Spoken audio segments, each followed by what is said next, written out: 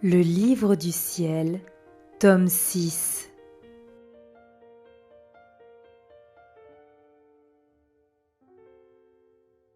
« 8 août 1904.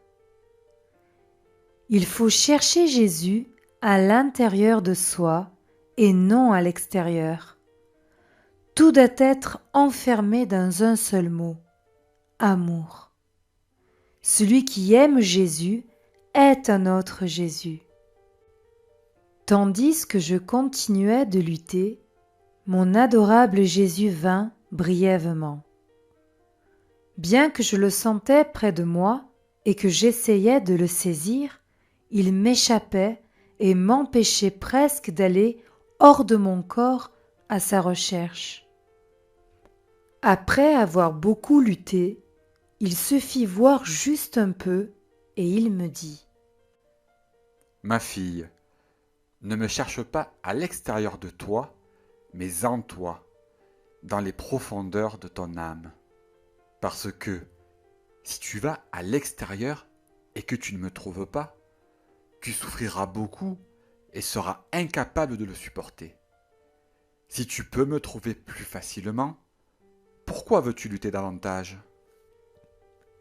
Je lui dis : c'est parce que je pense que quand je ne te trouve pas immédiatement en moi, je peux te trouver à l'extérieur. C'est l'amour qui me pousse à faire ainsi.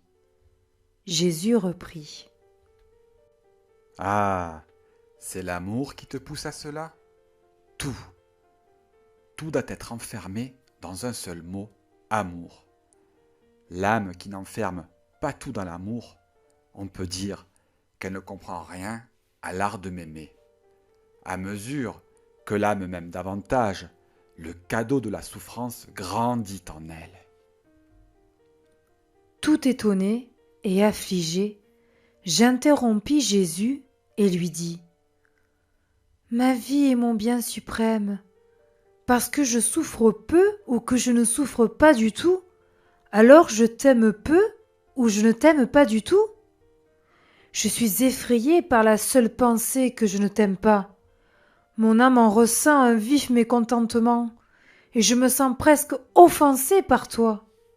Jésus répondit : Je n'ai pas l'intention de te décevoir. Ta déception pèserait sur mon cœur plus que sur le tien. De plus, tu ne dois pas regarder seulement les souffrances corporelles, mais aussi les souffrances spirituelles ainsi que ton désir de souffrir. Si l'âme désire vraiment souffrir, pour moi, c'est comme si elle souffrait. Donc, calme-toi et ne sois pas inquiète, et laisse-moi continuer à te parler. N'as-tu jamais observé deux amis intimes ? Oh, comme chacun cherche à imiter l'autre et à le reproduire en lui-même. Chacun reproduit la voix, les manières, les pas, les œuvres, les vêtements de l'autre, de sorte qu'il peut dire « Celui qui m'aime est un autre moi-même ». Et ainsi, je ne peux pas faire autrement que de l'aimer. C'est ainsi que je fais avec l'âme qui m'enferme complètement en elle comme dans un petit cercle d'amour. Je me sens totalement reproduit en elle. Et, en me retrouvant en elle, je l'aime de tout mon cœur. Je ne peux pas faire autrement que de demeurer avec elle. Parce que, si je la laissais, je me laisserais moi-même.